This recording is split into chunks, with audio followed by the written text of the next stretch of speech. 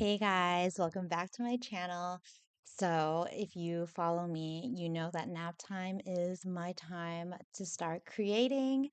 And I wanted to talk about giving birth, okay, and how you have to be an advocate for yourself in at the hospital. I had my birth story was just so traumatic, as I'm sure like a lot of women's birth stories are.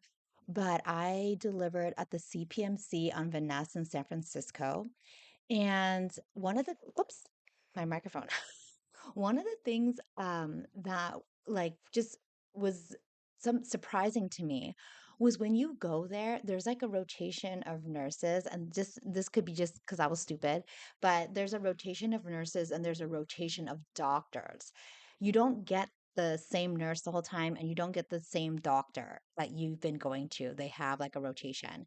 So they don't really know you as well as your doctor. Okay. And then the second thing that I didn't know was how, okay, so let me just tell you my birth story. So I had my water broke, right when you go to your water broke, you're able to be admitted into the hospital.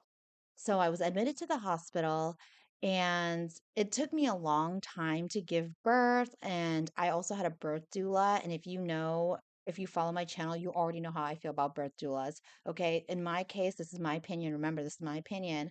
So I'm not trying to like knock anyone down, but this is just my opinion. I'm sure other people have their own experience, but birth doulas are bullshit. Um, they don't help you do S word. Okay. So, with that being said, I did have a birth doula. I didn't find her helpful at all. I thought that she was going to help me advocate for myself. So, anyways, at the end of the day, I had to have a C-section. And during like this whole lead up into that C-section, I had this nurse that was so effing bossy and so non-accommodating. I couldn't believe I ended up with this stupid lady. But I wanted to, like, once I had all these drugs in my body, I felt so cold. And all I wanted was just like to have a blanket on me. And she was like battling me about the blanket. Anyways, and when I had my C-section, all it was just I was just such in a S word mood. But anyways, at the end of the day, I got my beautiful baby. So if that's what God told me it took to get her, then so be it. But what I want to encourage you to do is that do not waste money on the birth doula.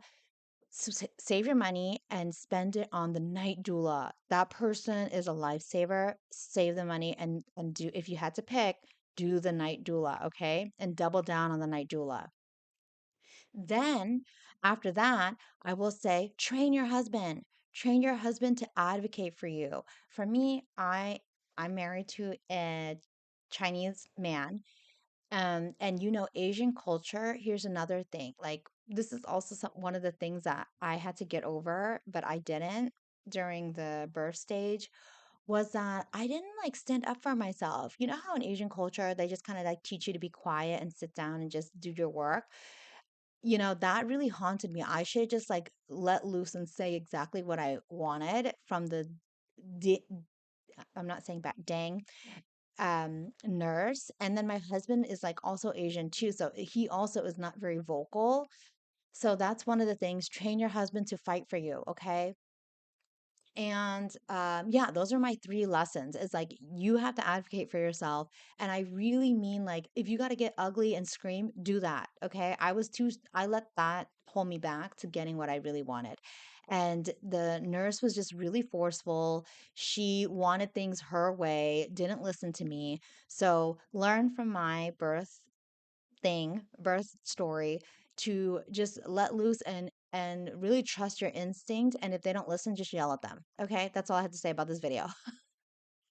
Okay, bye.